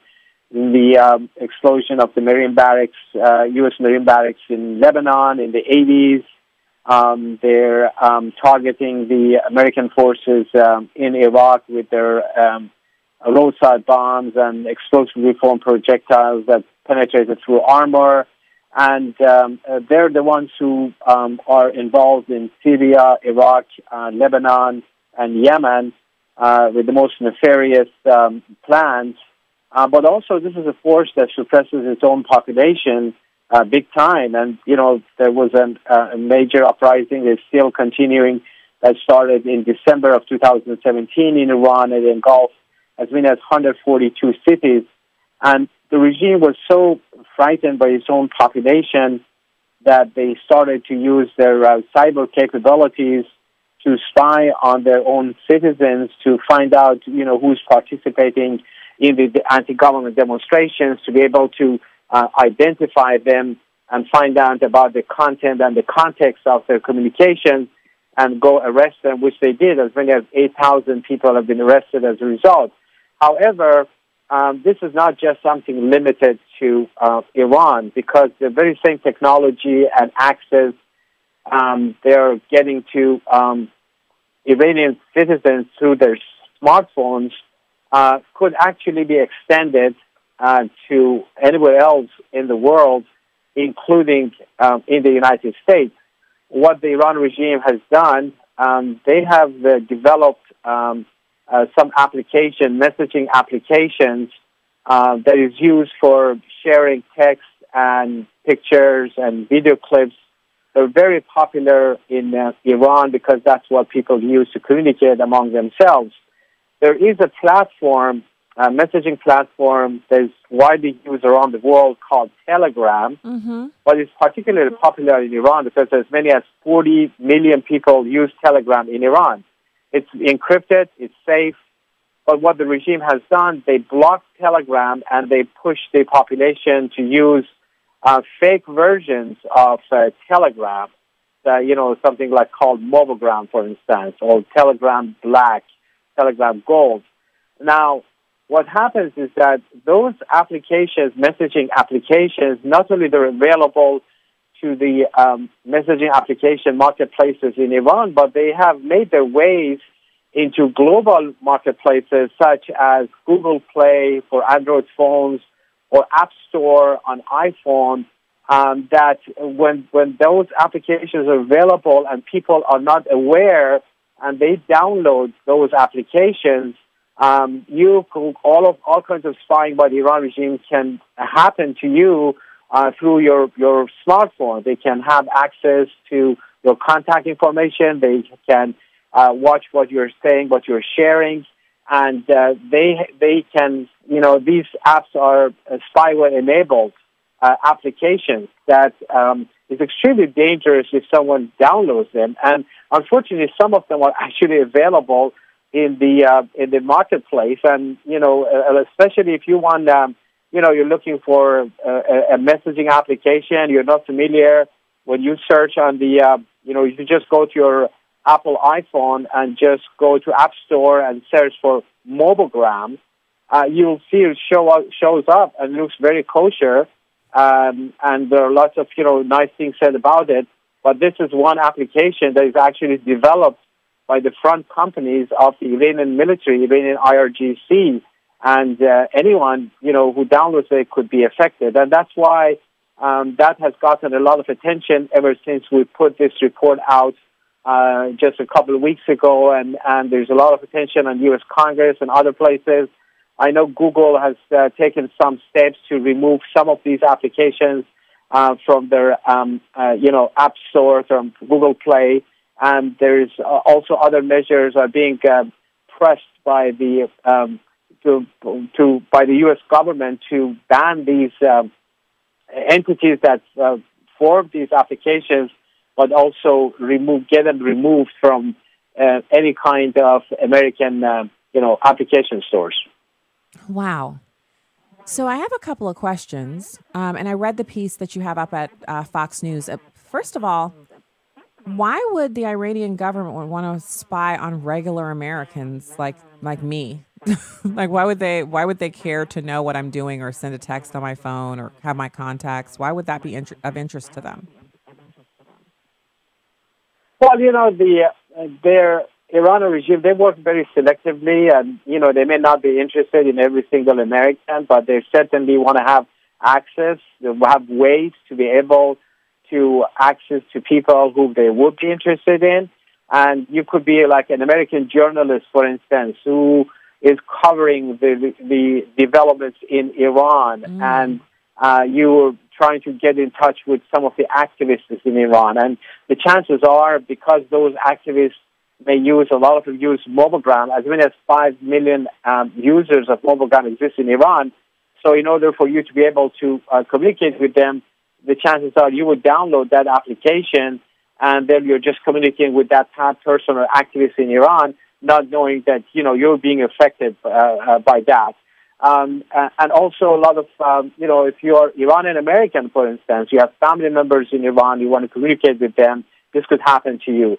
And then if somebody like an Iranian American is affected by that, and then they're in contact with other Americans, especially if they're, people involved in national security, people who are focused in blocking the Iran regime's terrorism, their, nuclear weapons program, missile program, the Iran regime would be interested in finding out, who they are, what kind of individuals they are, and when the time comes, they can have their plans for it, even though the original reason for them to try to spread these apps and get them on the global market was really their own population, to suppress the dissent inside Iran and arrest the demonstrators. But they always have a bigger agenda, the same way that the Ayatollahs, while suppressing their own population, they've been engaging in terrorism and export of extremism and instability, developing nuclear weapons. The same way in the cyber world, they want to be able to advance in the cyber warfare and target their enemies. Of course, the United States is a top priority for the Iran regime. So any kind of access for them would be really valuable. Wow. So I'm on the article and I'm looking at so I want to go over a couple of these terms so people can understand, because when you're listening to this, I have the access to the article, and I will post it on Facebook. I'm sorry I haven't already put that up. I'll post it on Facebook so people can read it. This is on foxnews.com, and it's by Alex Diaz, who's doing the reporting, and it's under their security tab. So this is actually really important for us to know, because if Iran is able to do this, then other countries that are maliciously, that lean maliciously towards the United States could also do the same thing. They call these apps forks. So they call it a fork version, like a fork that you eat with, a fork version of the popular messaging app Telegram. And you named some of them off. They have something called Hanista, which is made by the developer of Mobilegram, which you shared about. And they're using these alternative apps. They're alternatives to Telegram because they have Farsi, which means they can communicate in the language that they speak in instead of having to use English or some other language that is not their native tongue. But if you use these, they can do everything from sending a text, record audio, even taking your picture for surveillance purposes, which is very dastardly if you think about, these are people in Iran who are organizing protests. If their phone can be used to take their picture, then the police can come and arrest them. And then you have Fox News' Eric Shawn, who was able to communicate with Iranian protesters during the December and January unrest using a smartphone app. And he was able to do that without fear of retaliation. But the use of the Telegram app was banned, as you described. And so it's the people who made Telegram, the CEO, Pavel Durov, he's aware of this. And he advises people not to use the alternative apps.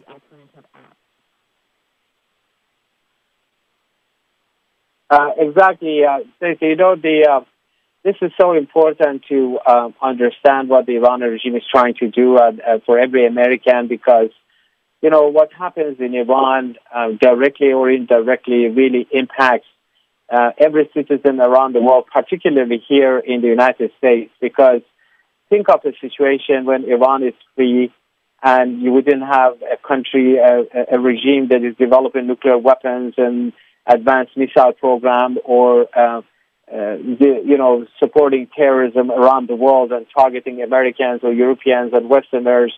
What kind of a different world we'll be living in? And, Iran is the epicenter of terrorism and Islamic extremism. And so once that epicenter is gone, it just changes the whole chemistry of everything that is happening around us and also in the region. And by extension, when the Iran regime succeeds in suppressing its own population, the dissidents who are organizing demonstrations, which is so widespread, by the way. The demonstrations that expanded to 142 cities around the country, not just the capital. And people were chanting slogans in favor of replacement of the regime with a secular, democratic, non-nuclear form of a republic. These are, the vast majority of the Iranian population want to have peace and freedom and democracy and live in coexistence with their neighbors and the Western countries. It's only the regime that is, not just opposed to the people of Iran, but to the Western countries. And therefore, it's so important to do everything to make sure that the protesters, those who are waging the uprising, can succeed in bringing about change in Iran without the help of the outside world. And that's why it's so important to raise awareness about what the regime is doing, both against its own citizens, but against the people outside of the world. People who talk to their senators, their members of Congress, they need to remind them of all of these facts and ask them to be on the side of the uprising in Iran. Especially the very young generation. 2/3 of the Iranian population are below the age of 30. Iran has a very young, dynamic, very capable population. And that's why it's so important to urge everybody to be on their side. So when the change comes, every single person will be affected. Otherwise, we will continue to see the consequences of the Iranian regime's terrorism and their nefarious policies in the region. I agree. And that's one of the reasons why we have you come on the program to explain that, because the normal method of speaking about, especially countries like Iran, where we have a very contentious relationship with the nation of Iran, is that we think of the leadership as being representative of the entire country. And you have explained to us on every time you've been on the show how that is really a misconception. And I really want us to be able to speak cogently about opposing the negative things that Iran tries to do as a country, while still acknowledging that the people of Iran they're really fighting the same war we're fighting here in America for freedom. We want freedom for Iranians. They want to be free. And so it's important for us to understand these things. I really enjoy talking to you, and it's close to the weekend, so I want to say happy weekend to you, and I hope you have a lot of rest and relaxation over the weekend. And thank you for coming on today. Thank you so much. Really appreciate it. It's always great to be on the show, and appreciate all the support and the positive words that you're putting out there. I'm sure your audience, feel the same way. And you mentioned how different the people of Iran are with the ruling Ayatollah. Just to highlight the sharp difference before I say goodbye to you is that, the regime is ruled by the supreme leader, who is really a symbol of hate and opposition to anything that, any value of human values, whereas the opposition is led by a woman. Her name is Mariam Rajavi, whose message is love, peace, mercy, and living in coexistence.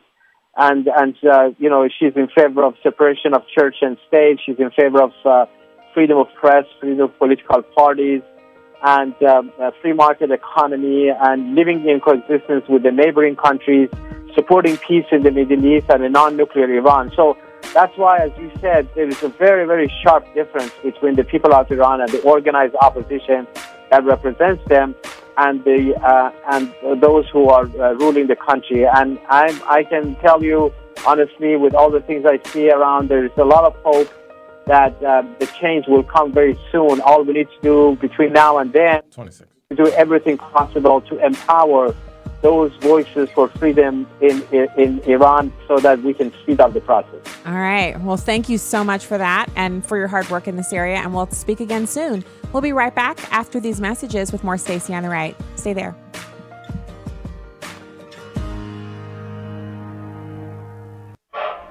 And my father, your great-grandfather, fought in World War II. Really? He was a gunner on the big ship out in the Pacific Ocean. Wow. Your great-grandmother did her part, too. Was she on a ship? Oh, no. She stayed back home. She and a lot of her friends worked really hard in a factory because the men had gone off to war. Ooh. And they held scrap metal drives to help in the war effort. The folks back home were heroes, too. Here at the American Family Association, we consider you the heroes back home. As you fulfill your responsibility of caring for your family day to day, your partnership with us is crucial as we fight the enemies of freedom in America. Thank you for your commitment to the American Family Association. Grandpa, what's a scrap metal drive? Let's get some cookies, and I'll tell you all about it. Please call your senators today. It's time to put an end to the liberals' filibuster. Tell your senators to switch to a majority vote and defund Planned Parenthood now. Call the Capitol Switchboard at 202-224-3121 or go to afaaction.net. Again, call 202-224-3121 and tell your senators to switch to a majority vote and defund Planned Parenthood. Your call will make a difference. It's measured by life, not lips. Walk, not talk. It's measured by what you do. The Bible calls it walking by faith. Dr. Tony Evans talks about the importance of doing what God has told us to do. If the feet are not moving in the work of obedience, there is no faith. It doesn't come alive. Important lessons we can learn from people in the Bible's Faith Hall of Fame. This week on The Alternative with Dr. Tony Evans. Life is never picture perfect. Human beings come in all different shapes, sizes, colors, and abilities. No matter how much we plan, no matter how much we think we're prepared, the unplanned happens all the time. It's how we respond to the unexpected that shows our true humanity. But many do not see the value of every human life. Too many are willing to discard those who don't fit the picture of perfection. Abortion destroys the chance to love and to be loved. We never know what will fill the frames of our lives or how empty those frames can be when we allow exceptions. Every life is a gift. Learn more at www.radiance.life. This is Stacy on the Right on Urban Family Talk. We also finally did away with the individual mandate tax that was established under that wonderful bill called Obamacare. Now, if you didn't catch on, I was being very sarcastic. That was the stupidest, dumb bill that I've ever seen. Now, some of you may have loved it. If you do, you are one of the stupidest, dumb people I've ever met. This was one, and there are a lot of them up there on Capitol Hill from time to time.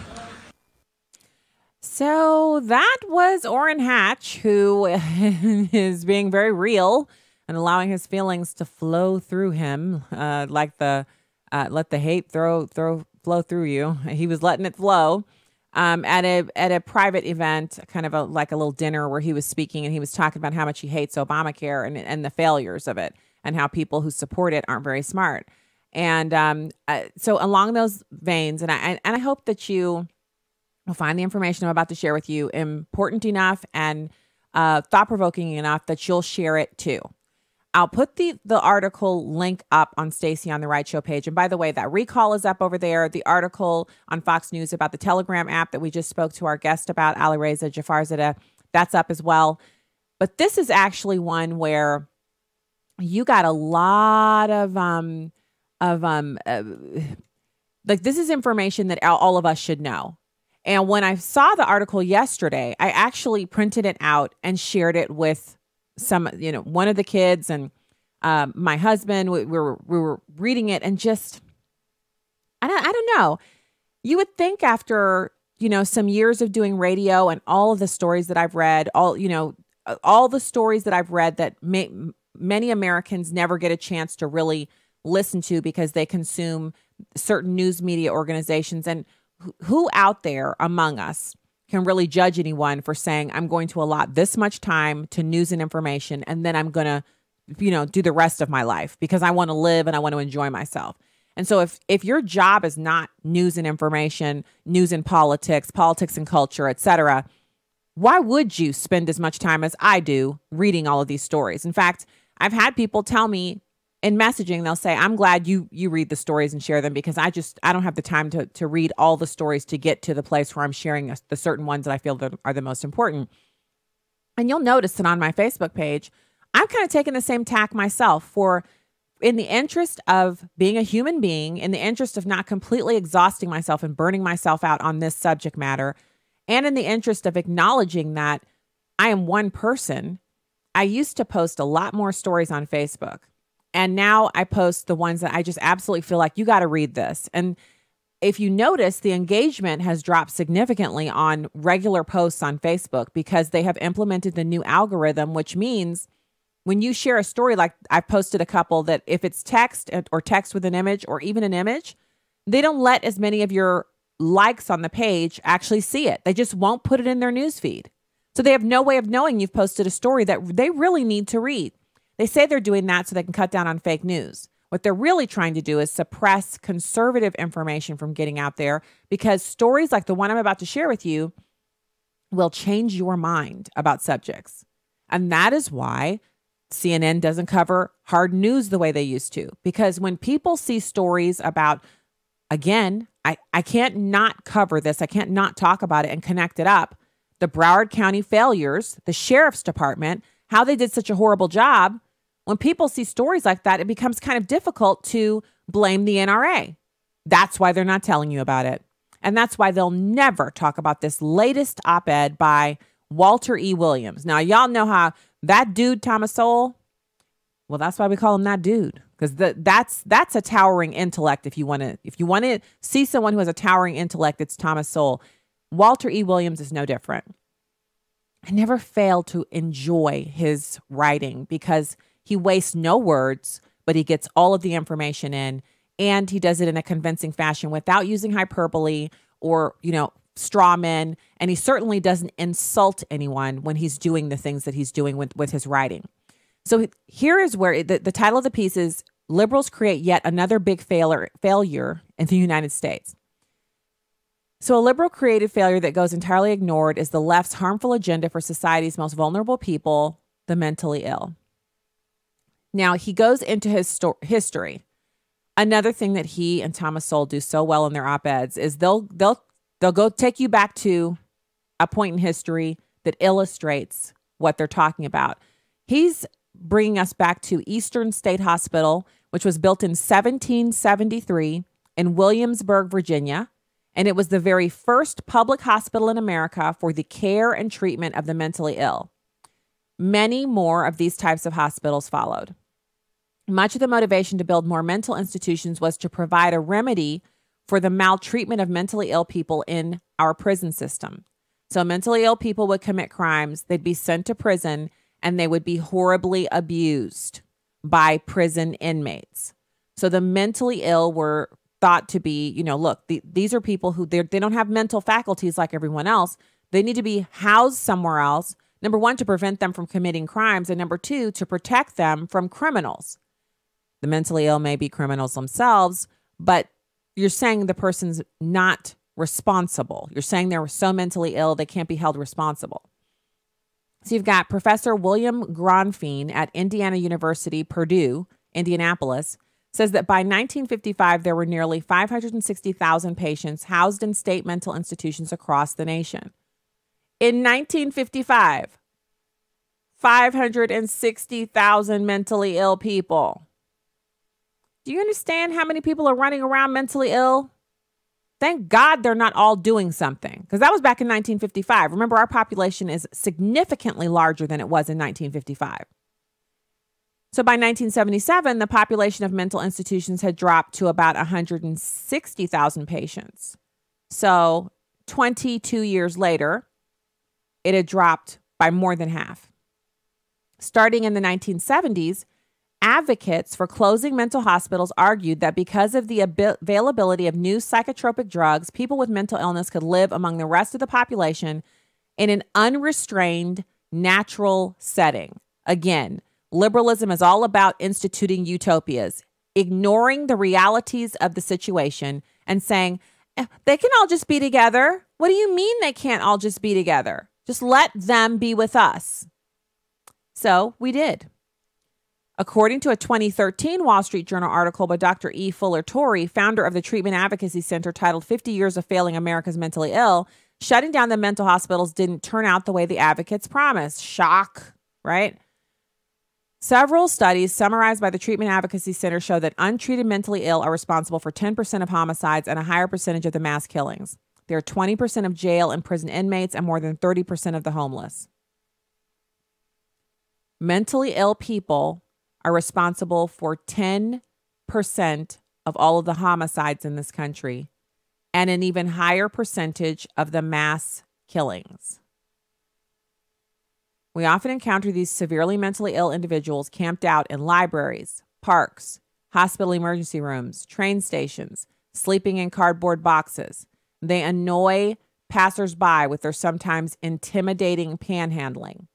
The disgusting quality of life of many of the mentally ill makes a mockery of the lofty predictions made by the advocates of shutting down mental institutions and transferring their function to community mental health care centers called CMHCs. Torrey writes, the evidence is overwhelming that this federal experiment has failed, as seen most recently in the mass shootings by mentally ill individuals in Newtown, Connecticut, Aurora, Colorado, and Tucson, Arizona. It is time for the federal government to get out of this business and return the responsibility and funds to the states. Now, getting the federal government out of the mental health care business may be easier said than done. A 1999 Supreme Court ruling in the case of Olmstead versus LC held that under the Americans with Disabilities Act, individuals with mental disabilities have the right to live in integrated community settings rather than institutions. Let that sink into you. People who are crazy and homicidal, according to the Supreme Court, have a right to live with you in your neighborhood, in your town. Instead of being cordoned off away from us so they can't kill us, they have a right to be around us to have the opportunity to kill. This is the Supreme Court. The U.S. Department of Justice defined an integrated setting as one that enables individuals with disabilities to interact with non-disabled persons to the fullest extent possible. Though some mentally ill people may have benefited from this ruling, many others were harmed, not to mention the public, which must put up with the behavior of the mentally ill. Torrey says it has now become politically correct to claim that this federal program failed because not enough centers were funded and not enough money was spent, but that's not true.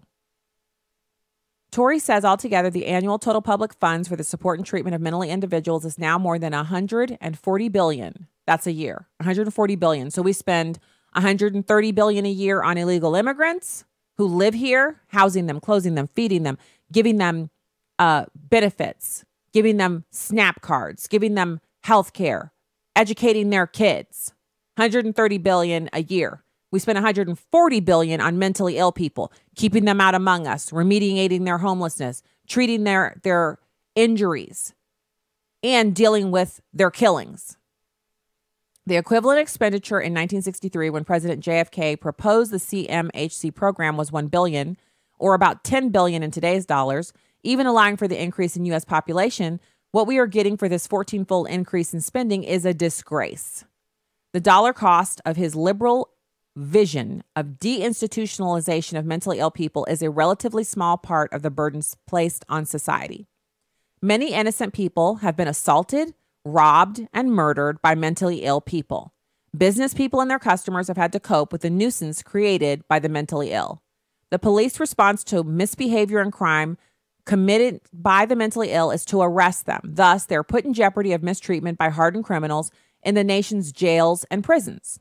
Worst of all is the fact that liberals who engineered the shutting down of mental institutions have never been held accountable for their folly.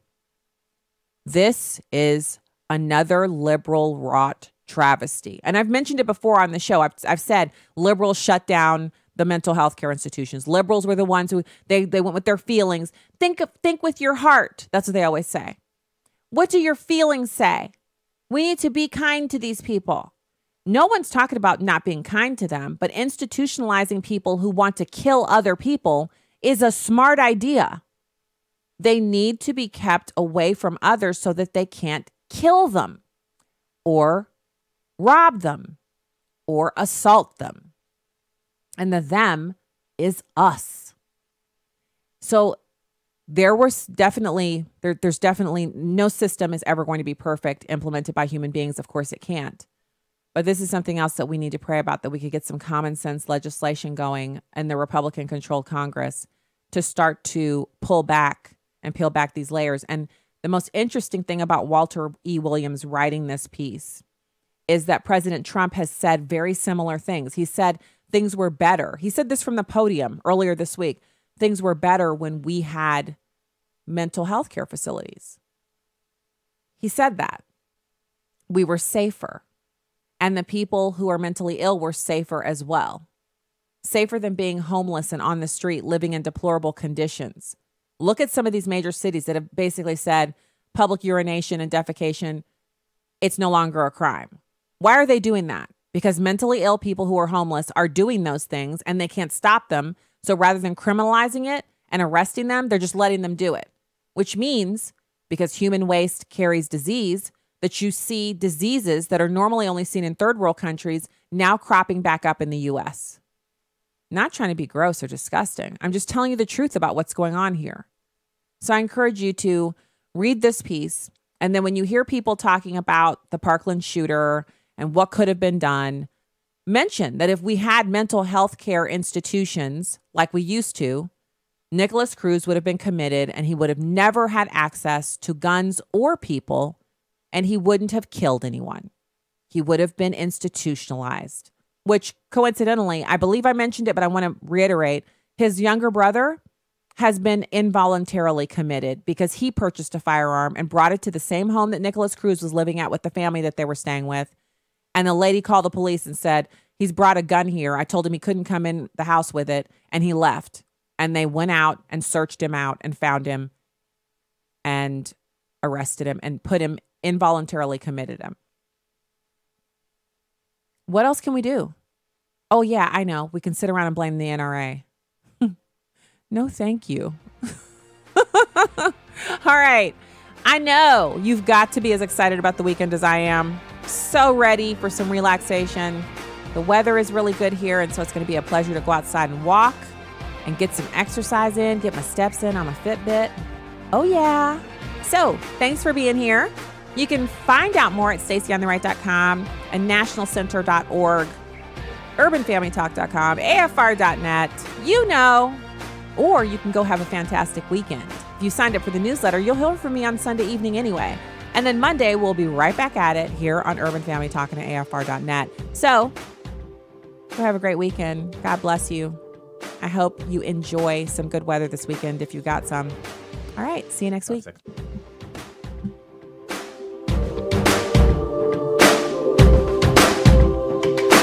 The views and opinions expressed in this broadcast do not necessarily